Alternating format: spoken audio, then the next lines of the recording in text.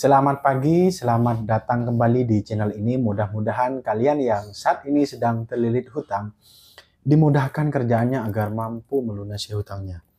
Pada video kali ini saya akan sharing mengenai kasus ataupun solusi kredit macet di pinjaman KUR, khususnya pinjaman KUR di Bank BRI. Nah, perlu kita ingat bahwa untuk pinjaman KUR, khususnya untuk pinjaman KUR di BRI, itu memang sudah berjalan sudah lama.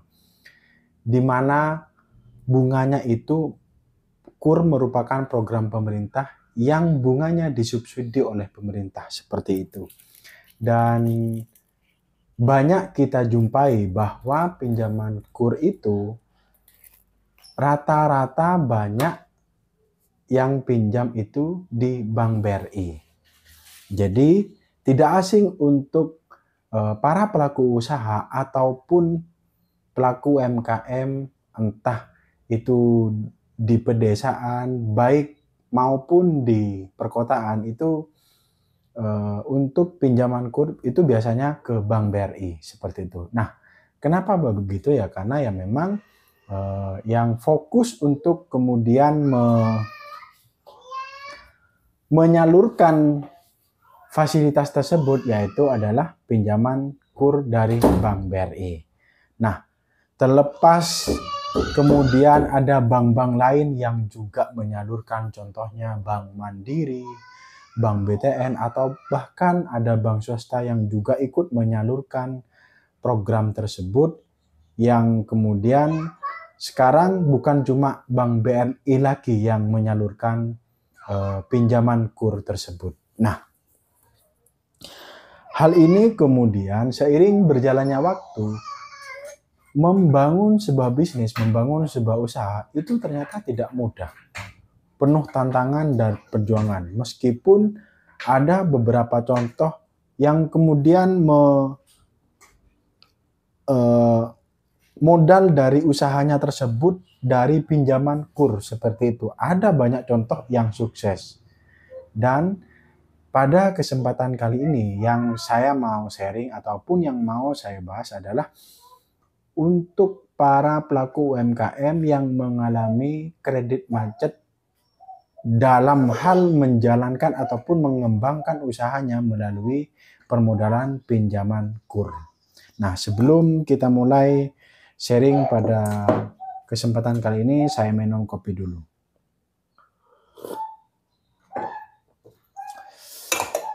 Ada banyak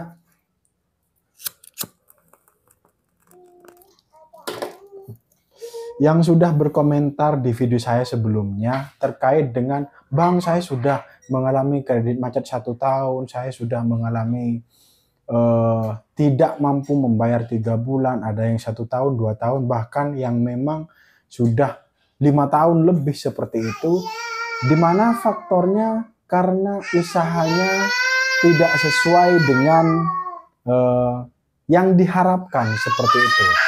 Ataupun mungkin yang sebelumnya biasanya pinjam KUR itu ya menjalani usahanya, berkembang seperti itu. Nah, kemudian ada pandemi, kemudian usahanya itu mengalami penurunan sampai saat ini itu tidak bisa berkembang lagi, bahkan jangankan mau bayar angsuran, buat untuk bertahan hidup aja keluarga itu susah, seperti itu. Nah,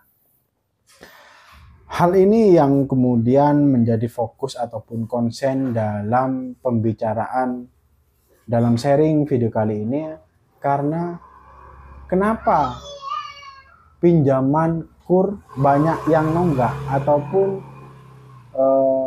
bagaimana solusinya pada saat kita mengalami kredit macet pinjaman KUR di Bank BRI. Nah, yang perlu diingat, sebetulnya karena pinjaman KUR itu bunganya sangat murah, sebetulnya hanya 6% setiap tahun, yang dimana itu merupakan bunga terbaik dibandingkan program perbankan lainnya, yang dimana ada yang minimal 10 sampai ke atas, seperti itu. Nah, Hal ini berbanding kebalik pada saat usaha mengalami bangkrut itu ya memang tidak sesuai yang kita harapkan, itu ya memang pihak perbankan sendiri tidak bisa kemudian menyederhanakan ataupun mensamakan, memperlakukan nasabah ini seperti ini. Karena faktanya membangun usaha itu sangatlah tidak mudah, teman-teman. Dan juga pada saat usaha memang belum stabil banget, di mana orang butuh uang, yang dimana mungkin salah satunya juga yang mendorong kemudian mengapa terjadi kredit macet ya karena dari perusahaannya sendiri itu ya bukan cuma kalau ada yang minjem kemudian difasilitasi, enggak, tapi ya memaksakan untuk mengejar target itu. Kenapa saya bilang seperti itu? Pada saat beberapa cabang ataupun beberapa kantor dari Bank BRI itu sendiri, katakanlah satu kecamatan ada 5 desa di mana per desanya itu ada kantor unit, maka memaksakan untuk setiap unit itu bisa tumbuh dengan cara banyak yang pinjam. Yang akhirnya kesimpulannya kalau ada yang pinjam berarti ekonominya itu tumbuh. Sesederhananya seperti itu. Namun fakta di lapangan ada banyak marketing yang kemudian memang mengejar target meskipun tidak semuanya. Namun di sisi lain dilemanya juga ketidaksiapan dari para pelaku UMKM itu sendiri. Kenapa saya bilang seperti itu? Ada juga contoh di mana sebetulnya itu tidak mempunyai usaha kemudian bisa dicarikan, kan itu ya sebetulnya kan juga sudah yang bikin faktor kemudian mengapa terjadi kredit macet seperti itu.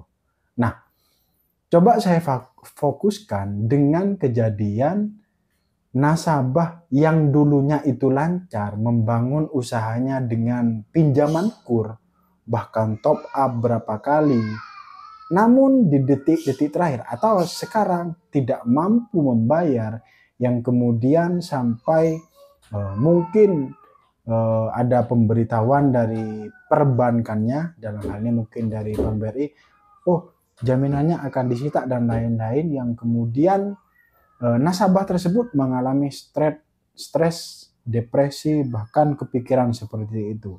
Karena faktornya usahanya benar-benar tidak bisa berkembang. Nah,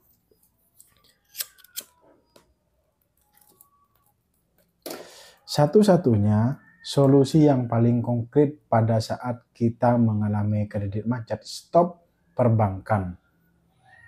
Kalau kita, artinya jangan gali lubang, tutup logam kembali, apapun itu, apapun alasannya.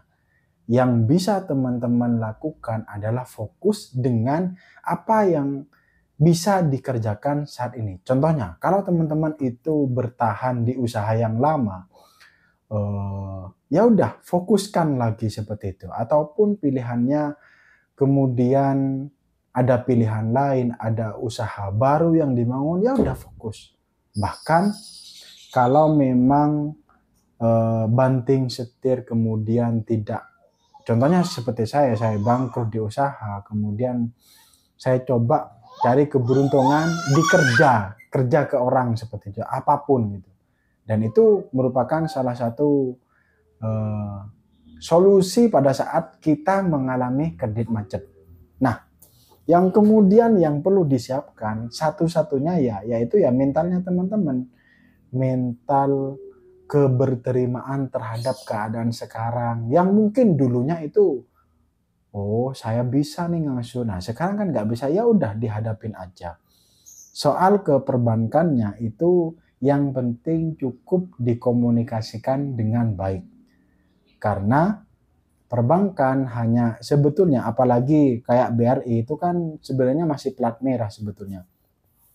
Selama teman-teman masih ada itikat baik yang kemudian didiskusikan plan A-nya bagaimana, solusinya bagaimana, selalu didiskusikan dengan marketing atau pihak yang meminjamkan dari cabang tersebut.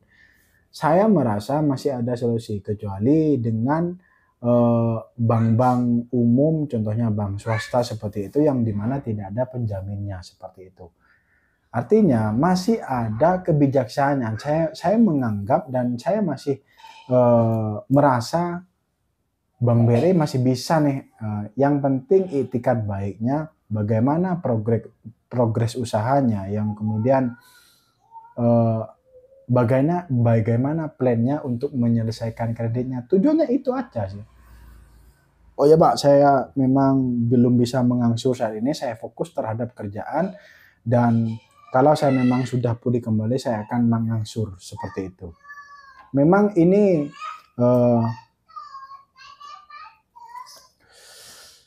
tidak mudah kemudian dijalankan oleh teman-teman, apalagi yang mengalami kredit macet seperti itu. Bahkan omongan kayak gini ya mungkin hanya dibilang ya bacot, omong kosong seperti itu ya. Namun yang satu-satunya yang bisa dikerjakan pada saat kita mengalami kredit macet ya mentalnya teman-teman disiapkan, mental keberterimaan. Oke lah BI checking rusak ataupun oke lah ditagih BI, ya udah stop, fokus dengan kerjaan. Kalau teman-teman fokus yang kemudian yang awal, intinya gini, teman-teman belum bisa mengangsur nih, udah stop dulu, fokus kerjakan apa yang bisa dikerjakan, entah usaha lama, usaha baru ataupun bahkan bekerja.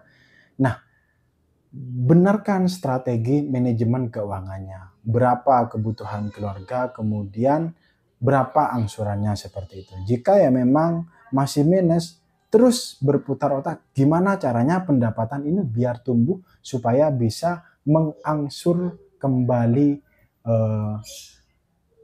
angsuran yang sudah ditinggalkan seperti itu.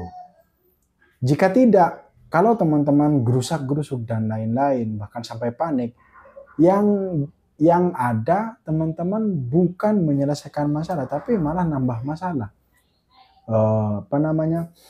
Hutang belum lunas tapi secara pikiran teman-teman kena seperti itu. Mudah-mudahan video kali ini hanya sharing dan ini sesuai pengalaman saya juga mengalami kredit macet di Bank BRI seperti itu, dan yang bisa saya lakukan seperti itu. Harapannya di obrolan ataupun video kali ini semoga bisa memberikan semangat kepada teman-teman yang sedang berjuang saat ini untuk melunasi hutangnya. Mudah-mudahan sekeluarga diberikan kesehatan yang menonton, dan harapan saya semoga usaha kerjaannya lancar agar mampu melunasi hutangnya. Sekian video pada kesempatan kali ini, sampai jumpa di video berikutnya.